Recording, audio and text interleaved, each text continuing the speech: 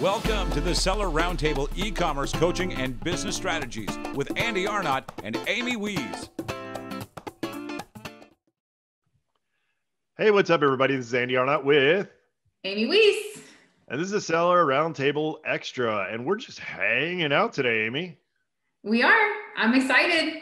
Yeah, totally. I like the open-ended bantery. Is that a real word? Can we call it bantery? I think so. Well, first you have to tell me, what is this background photo here? This is Boise. You can't say Boise. If you say Boise, we know you're not from here. So you got to say Boise. Boise. Did I do that right? Yep. There you go. Yep. So Andy recently moved to Idaho from California. I did, and it's like a breath of fresh air minus all the smoke blowing in from Washington, Oregon, and California. Besides that, it's a breath of fresh air.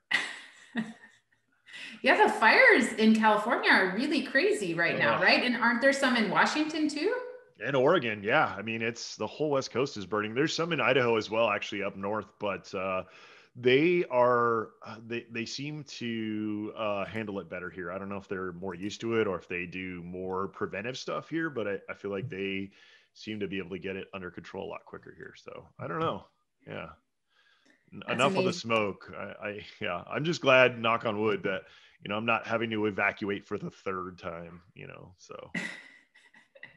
So I was talking, we were talking before, we went live here about, I've just been like pumped lately. Have you guys ever taken the time to actually reverse search your own product, your own products, and look at the keywords that you're indexing for and kind of like delve deep into those, and then reverse search your competitors and see what they're indexing for? And then look at placement for each of those. So for example, you guys know I have like a litter box product, right? And one of the keywords, I was like, do people even search for that?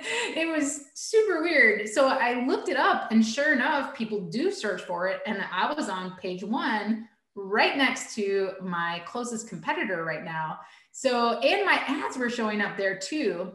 And they were on the top of page 1. So that's, kind of part of my growth plan is I'll look from a customer perspective and be like, what's going on? But today I did what I do with clients a lot, which is we'll reverse search competitors and we'll take a look at their placement. And so today I was pleased to see that for some of my products, some of these keywords I was ranking really well. And then I went off of Amazon and I searched it on Google, those same keywords. And my Google ads were showing up, Google shopping ads were showing up, organic placement was really good. My Amazon listings were showing up there. So I was like, wow, okay, this is really awesome. And then I did the same thing with one of my other products that I kind of have let go. And yeah, it was really disappointing. And I was like, but I looked at my closest competitor and they are kicking my butt.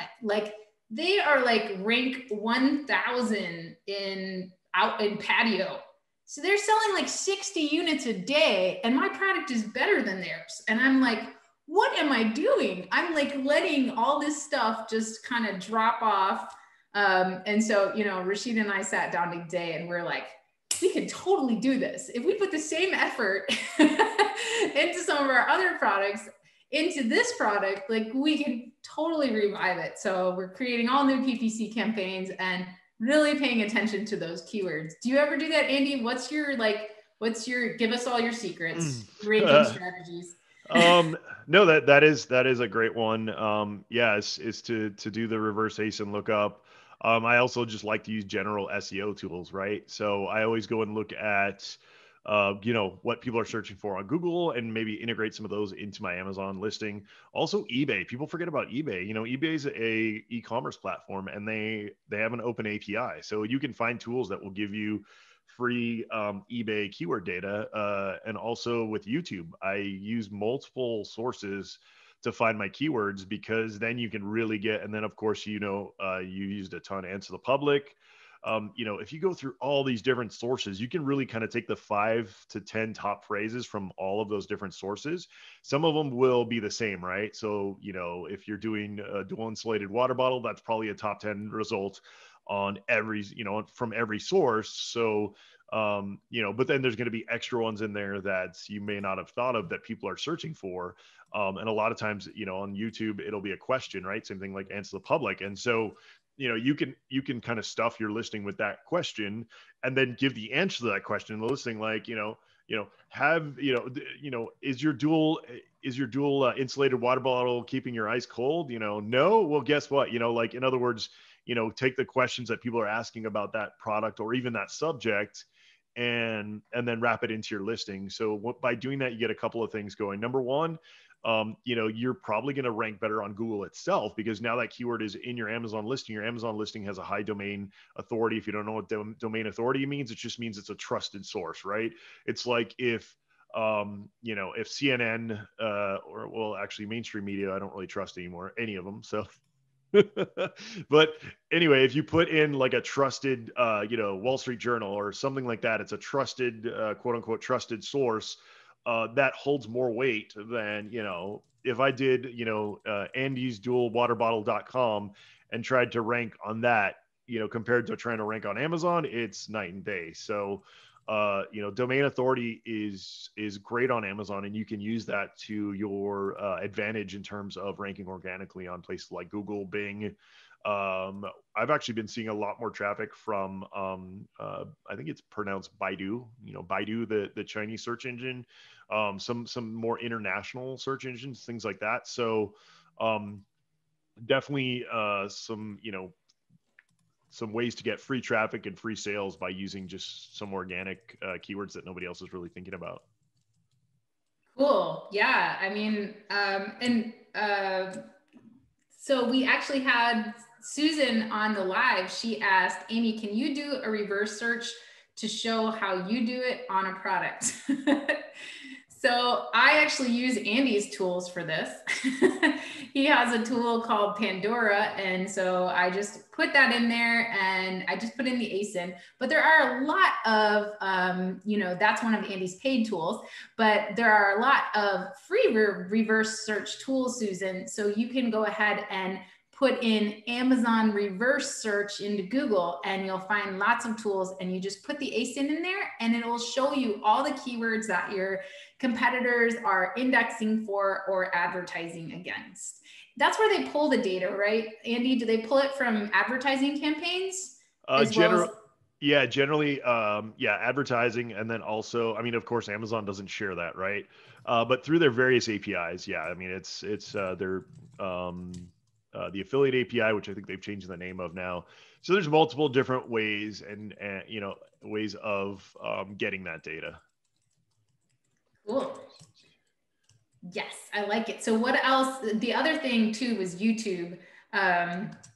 YouTube, when I did the Google search, I was really happy with my Google ads showing up and my organic placement on Google. But I was not happy because you guys know when you search on Google, the first thing that shows up is like 3 YouTube videos, and I was like, oh no, those are my competitors. I need to be on these YouTube. So I was thinking, all right, I actually had my daughter when she was working for the business the other day, I had her researching all of the YouTubers that we would want to potentially send our products to for unboxing.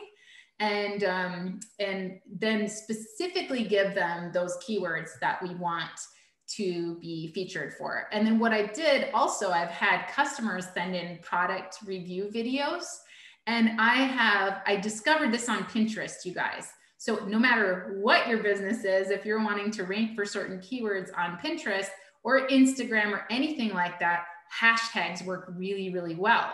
So one of our customers, she did a review on her like famous cat page of our product. And I reached out to her and I was like, this is amazing. Thank you so much. Like, can I use this video that you created? It was already public, right? It was on a public cat page. And she was like, yeah, absolutely. And so I posted it on Amazon, and I also created an Instagram watch video of it. Or Instagram TV video. And I also did on Pinterest. I posted it on Pinterest. But in the hashtags, what I did first is I searched for words, like auto-suggested words on Pinterest. And I can't wait for Andy to give me more tips on this, because he even has a Pinterest, a plugin for Pinterest for keywords and stuff. But anyways, so I tested this, right? I looked and I searched on Pinterest, and I just typed in the word litter box. And underneath that, beyond that, was like smell, hiding, DIY, furniture, that kind of stuff. And for Pinterest, that makes sense, right? But I wanted to highlight that video for litter box smell. And I put in hashtag litter box smell, right? And that video is like top of search on Pinterest. So that's a really great way to also, as you guys know, maybe, or you don't know, but Pinterest shows up on tons of searches organically in most search engines, and a Pinterest pin lasts a really long time, and it gets repinned to all these other people's boards and everything. So I was super excited about that. And I was thinking, how could I creatively maybe I can do a giveaway and have some people do some more video reviews, that kind of thing. But how can I creatively use more of those videos and get more organic placement across YouTube, across Pinterest, Instagram, all of that? So what do you think, Andy, about that? Yeah, absolutely. And what you want to do is, I think it's called the content pyramid, that Gary Vee put out like a year or two ago. It's like a slide deck with like a bunch of different slides. But what he suggests, which is to take exactly what Amy said and kind of take it to the next level in terms of, maybe record a longer video and then cut it up into smaller pieces and make it more relevant, like one for Instagram, one for, Pinterest, whatever.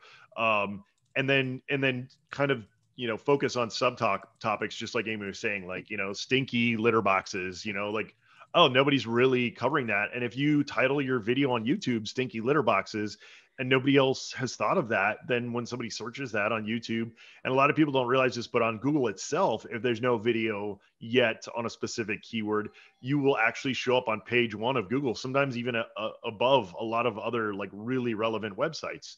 So, taking those keywords and, building kind of a content pyramid, I believe is what if you search for Gary Vee content pyramid, he kind of explains that. But I mean, if you can pair that kind of strategy with keywords, that's where you can really get a lot of bang for your buck. And almost, you could probably, get the equivalent of like $10 to $20 of free advertising every day if you, spend a decent amount of time building that content. So to me, it's definitely worth it, to build that content and get that free traffic.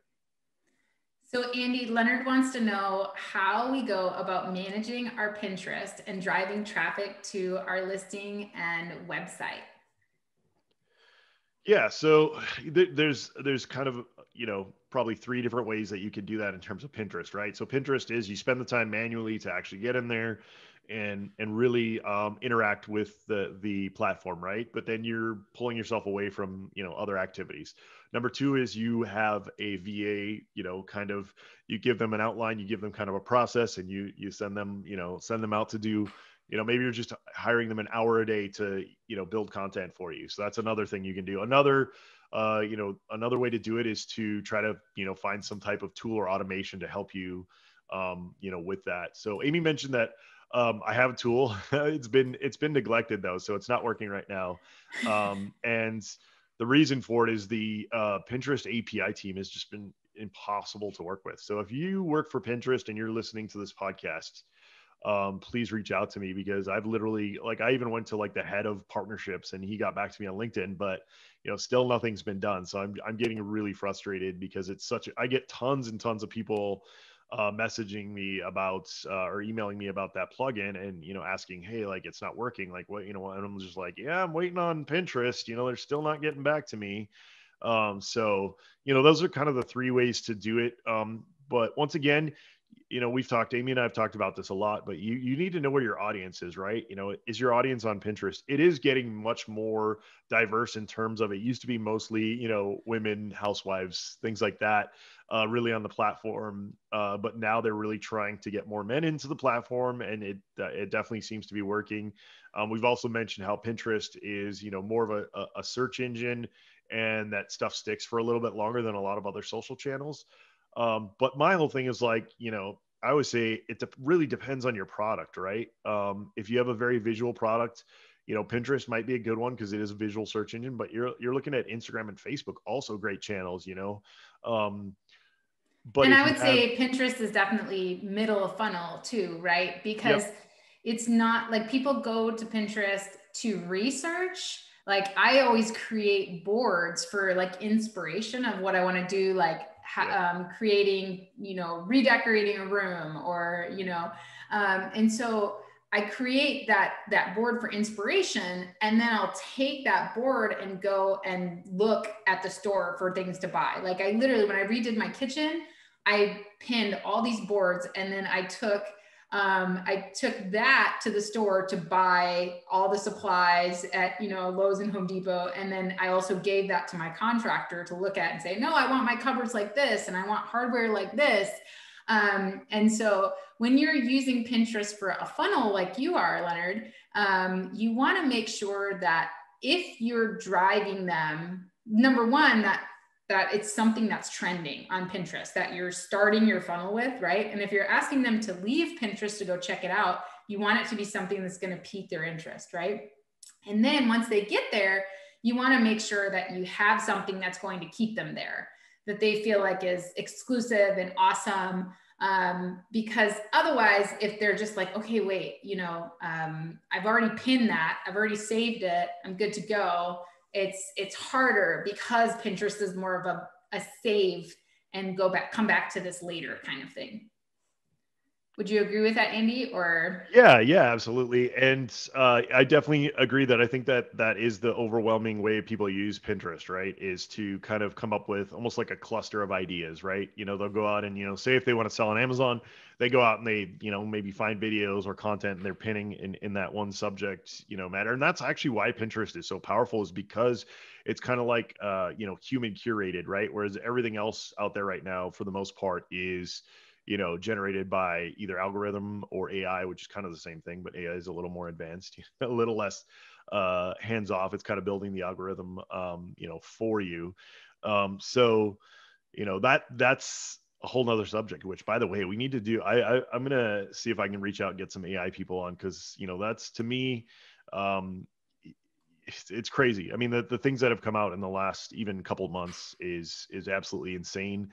If you think your job is safe now, wait 2 years. That's what I'm saying. Whether it's to selling on Amazon, whether it's, managing PPC, whether it's, just about anything, AI is taking over and going to do a better job than any human. So, I've been thinking a lot lately about how I can leverage that for myself and my own businesses and things like that. So, but like I said, that's a whole nother podcast. In terms of Pinterest, the other thing that I love to do on Pinterest in terms of ranking organically for keywords on my website, I like to use, let's say I have one piece of content, right? One blog post, for example, and I know it's a high interest thing. What I'll do is I'll create 5 different pins for that one blog post with all different titles and pictures and stuff like that. And I'll pin it to different boards of interest. And that way I'm driving traffic to my website from all across Pinterest, and I'm able to rank for those keywords across Google and everything else. So it's a really great way, just like if you were to make a YouTube video and you were to like repurpose it or cut it up into pieces, and you were to do each one with different keywords. That's a really great way over time. I mean, I just looked at our blog post the other day and I'm like, man, we've got a ton of blog posts. We got a ton of content here. Let's create 5 pins for each one of these with different titles and different kind of angles. It's still, it's covered in this blog post, and drive even more traffic to our website. The other thing that people are not that I have on my launch list that not everybody does is guest posting. If you're creating amazing content, if you're the authority, you are the authority, you're the brand owner, right? If you're an entrepreneur who has awesome products and awesome brand line, and you have information about home decor or about taking care of cats or anything like that, guest post.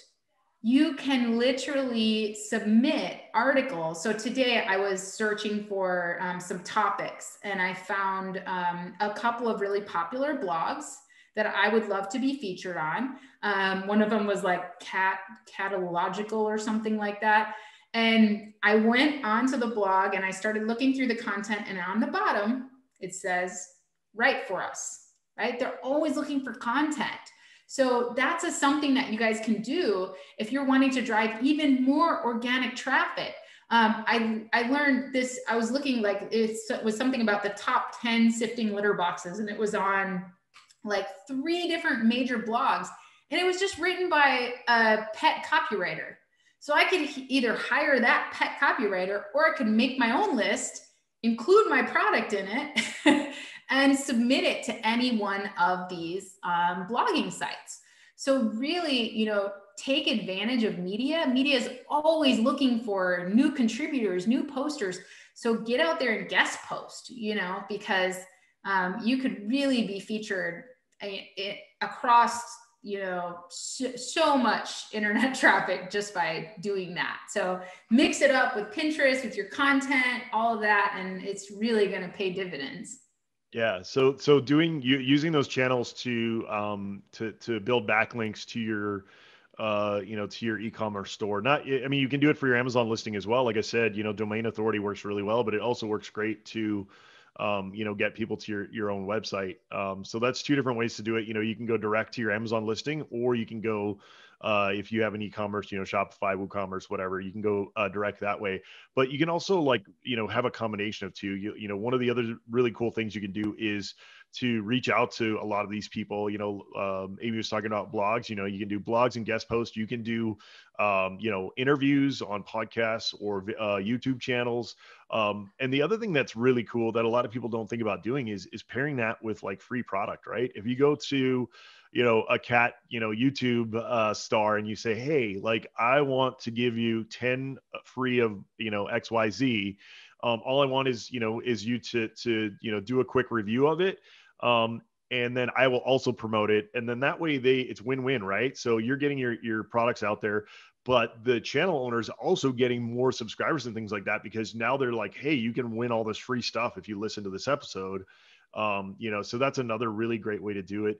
Andy, just to be clear, you're giving them a free product to review, but you're also giving them like another 10 products that they can give out to all their followers. Exactly right. So it's like, hey, you know, come watch the video and, you know, comment, I want that, or, kitty poop, or what, whatever it is that you want them to comment, down below.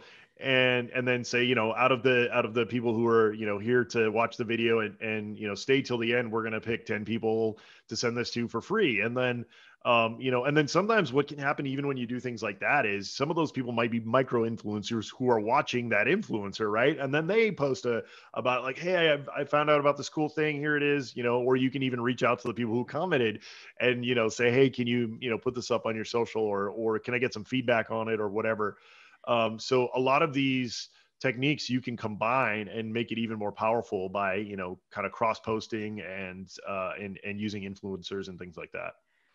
I love that idea. And it reminds me of this thing that Carlos Alvarez posted about, what he does is he goes on Yelp and Foursquare. And so let's say you have like a coffee product, like a product that's related, like maybe a cool coffee mug, or, whatever, like it's some kind of product that's related to coffee people, right? People who love coffee. And you go and you search for coffee shops and people who left reviews for these local coffee shops on Foursquare and Yelp. Well, most people use their social profiles on Foursquare and Yelp to leave these reviews. So now you can go find these people on their social profiles and you can be like, hey, I saw that you left this awesome review for Joe's Coffee Shop. I love Joe's Coffee Shop too. I have this really cool coffee product. I would love to get your input on it, and just see what you think. Like, your reviews are awesome. Would you mind if I send you one and you can give me some feedback? And usually people that write reviews, they just really like to write reviews. So it's a great way to find people that might be willing to become brand ambassadors for your product, or might be willing to share their opinion on your product, and you wouldn't necessarily have to ask them to leave a review right then and there, but you could send it to them, get their feedback, and then, see, hey, well, would you be willing to share it on Facebook, or, create a quick YouTube video, something like that. But I thought that was really a genius way to find people who already like sharing their voice and their opinion. And then also you can always reach out to that business owner too, and, kind of make a partnership with them. So yeah, I think a lot of people don't even think about white labeling their products and working with local businesses for stuff like that. So. Thanks for tuning in to part 1 of this episode. Join us every Tuesday at 1 p.m. Pacific Standard Time for live Q&A and bonus content after the recording at sellerroundtable.com. Sponsored by the ultimate software tool for Amazon sales and growth, sellerseo.com and amazingathome.com.